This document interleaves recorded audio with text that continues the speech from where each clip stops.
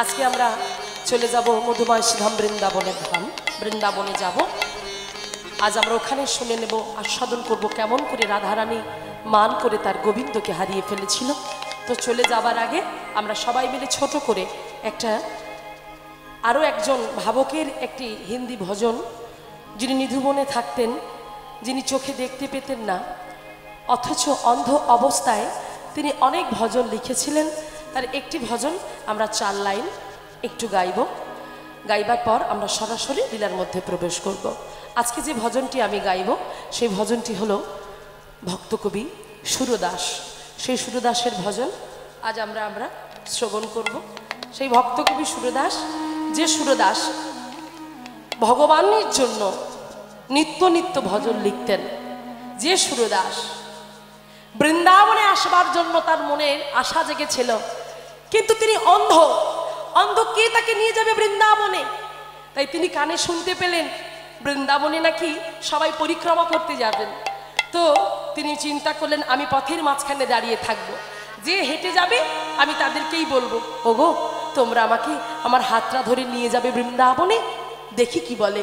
তিনি পথের মাঝখানে দাঁড়িয়ে আছেন, অন্ধ তো, তাই সবাই যখন বৃন্দাবনের পথে যাবে বলে এগিয়ে চলেছে, এমন সময় অন্ধ কবি গিয়ে বললেন, বাবু তোমরা আমাকে সঙ্গে নিয়ে চলো, আমিও যে বৃন্দাবনে যেতে চাই।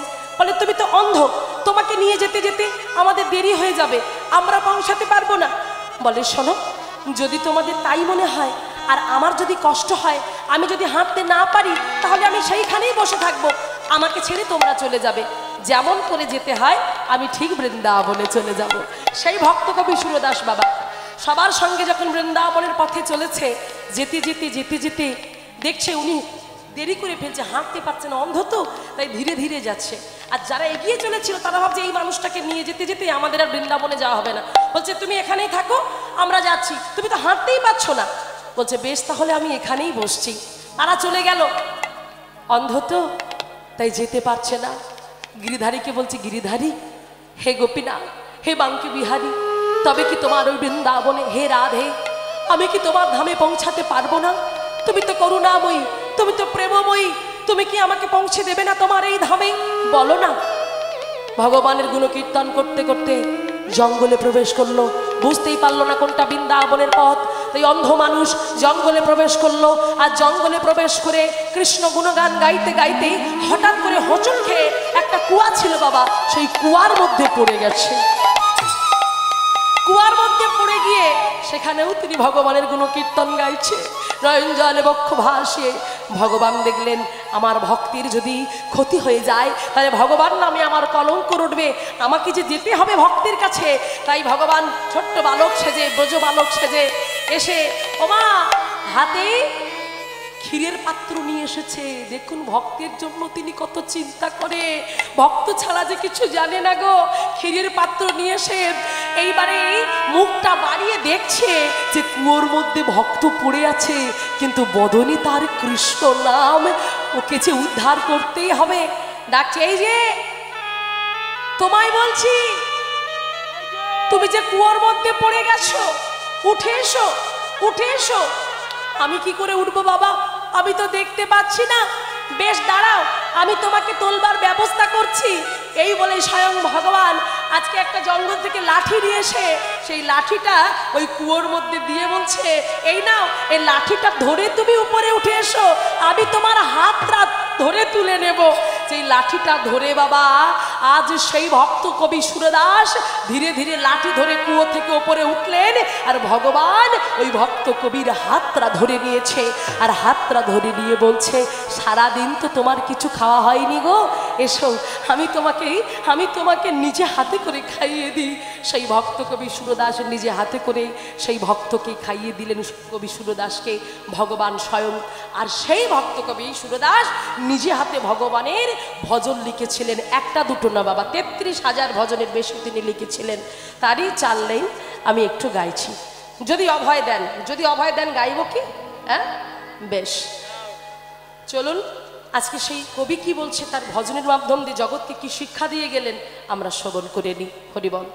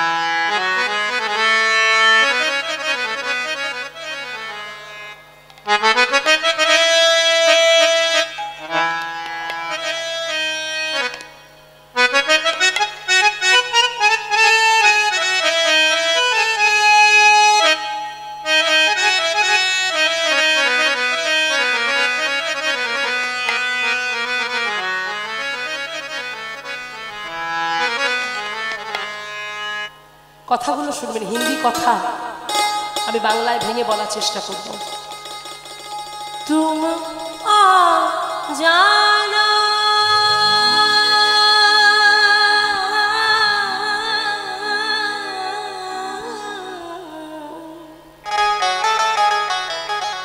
तुम आ जाना,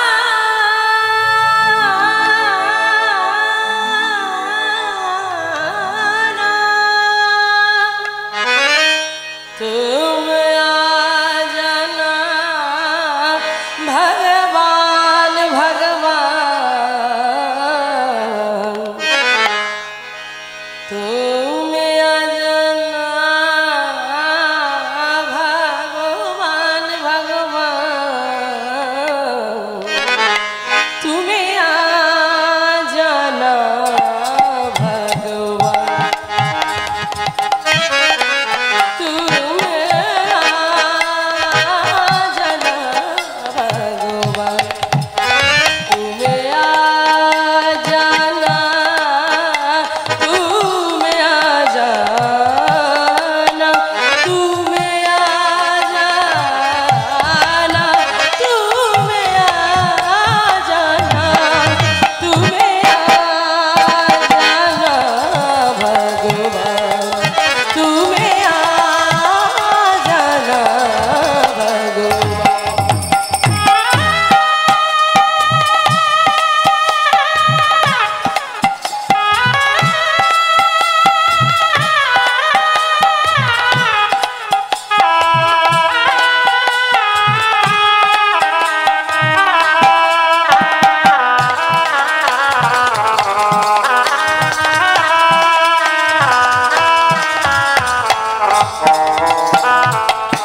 এবারে হিন্দিতে বলছে তুম আ জানা ভগবান, তাহলে বাংলায় কি হবে?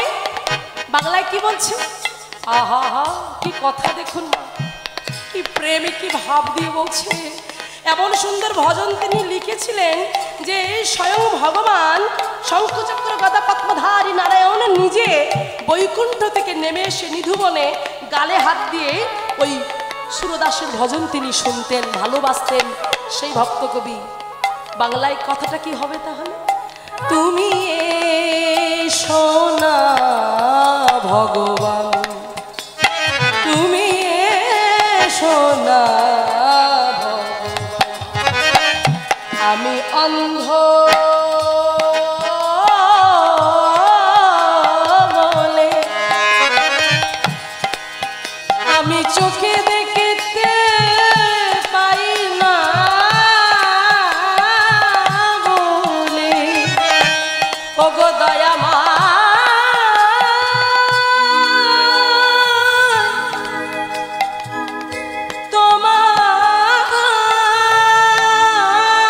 তোমার কি আমার প্রতি কৃপা হবে না?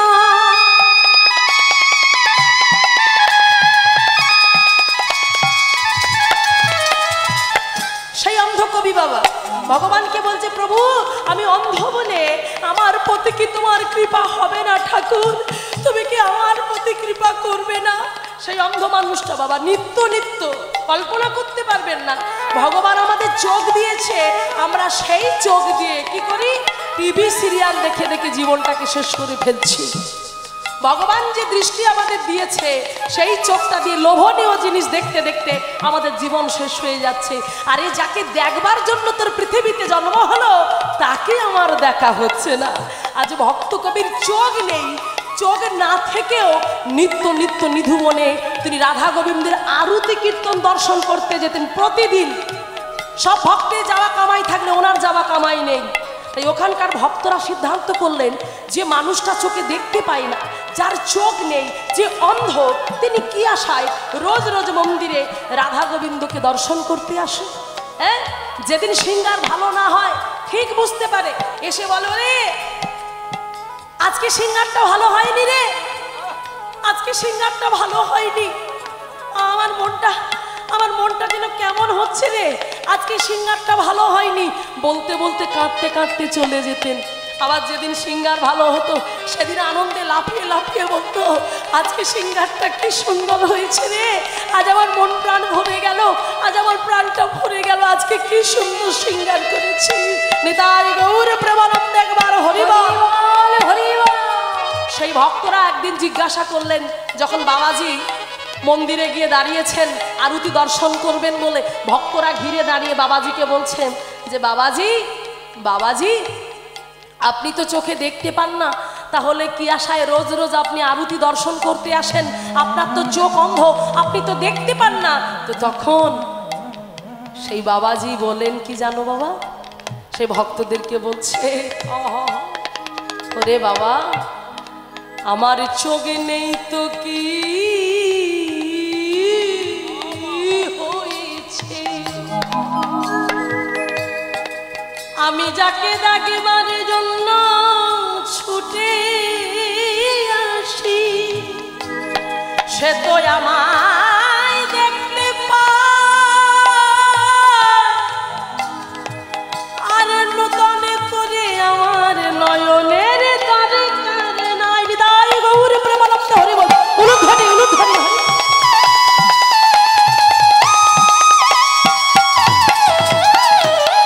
কি বললেন?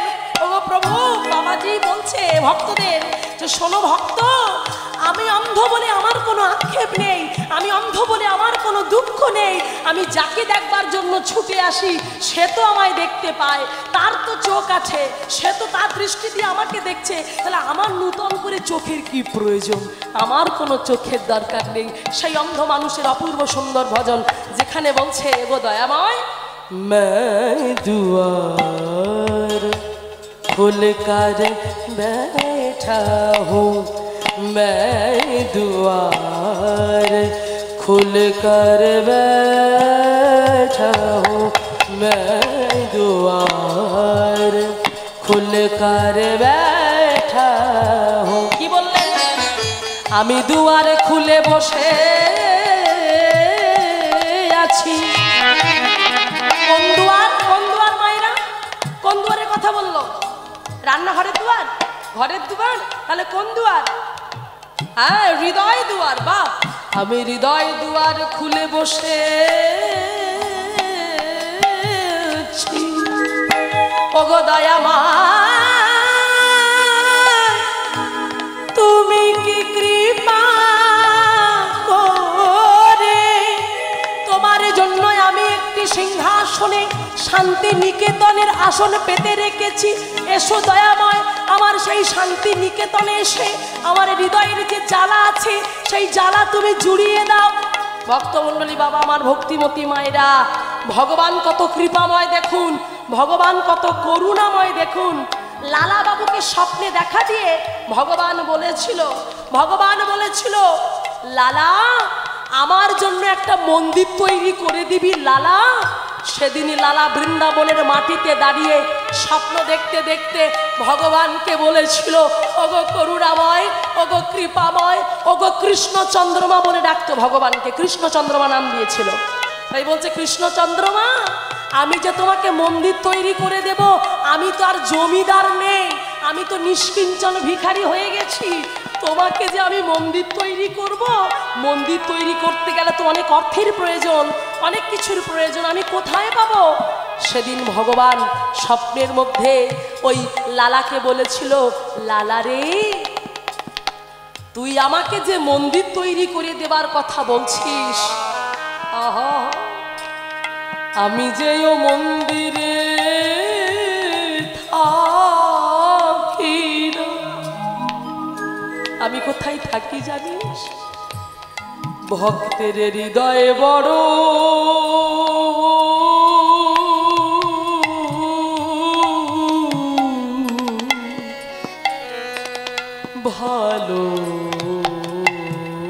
ভালোবাসি। আহা, ভক্তের হৃদয়ে বড়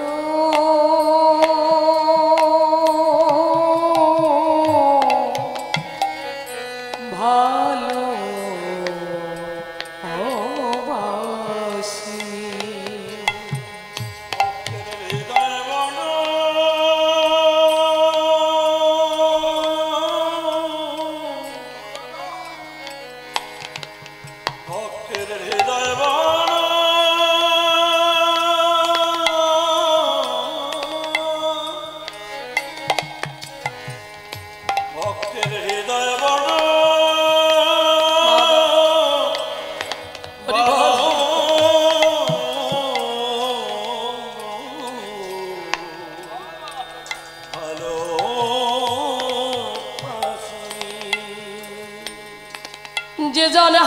কৃষ্ণ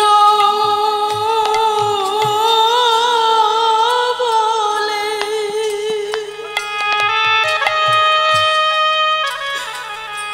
কাঁদিতে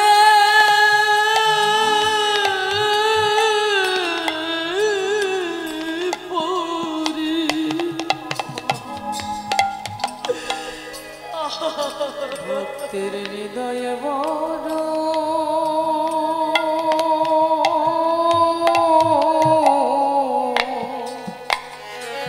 বড় ভালো বাসি যে জন কৃষ্ণ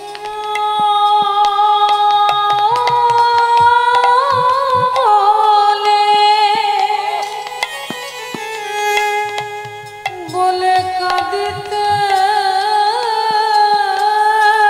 পারে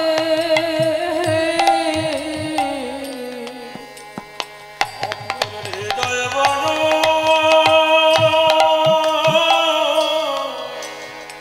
ভালো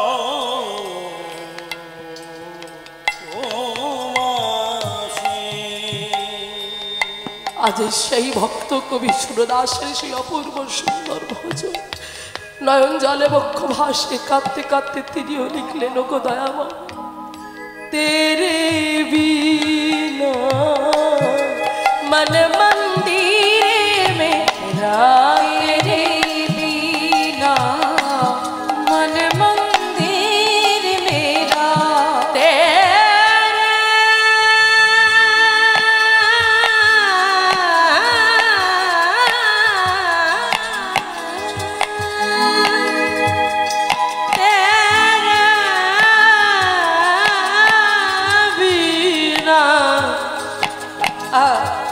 তোমার জন্য আমার মন মন্দিরে তোমার জন্য আমার মন মন্দিরে তোমার জন্য আমার মন মন্দির দেখুন মায়েরা অপূর্ব সুন্দর সেই বিগ্রহ আমার ভগবান সেই বিরাজ করছে মন্দিরে আহা তোমার জন্য আমার মন মন্দিরে হ্যাঁ পাড়া আমি একটা মন্দির তৈরি করেছি সিংহাসন পেতেছি সেই সিংহাসনে আমি একটা আসন পেতেছি কিন্তু আমার এই মন মন্দিরে কি হয়ে আছে জানো হ্যাঁ পাড়া পড়ে আছে সেই হৃদয় মন্দিরে সিংহাসনটা পড়ে আছে কেমন জানো তুমি নেই মন্দির তৈরি হয়েছে মন্দিরে যদি বাবা বিগ্রহ না থাকে তাহলে কি হবে এই মন্দিরে কেউ মাথা ঠুকবে কেউ প্রণাম করবে কেউ করবে না সেই জন্য বলছে আমার হৃদয় মন্দিরের সেই সিংহাসনে যে আসনটা পেতে রেখেছি হ্যাঁ পাড়া শুনে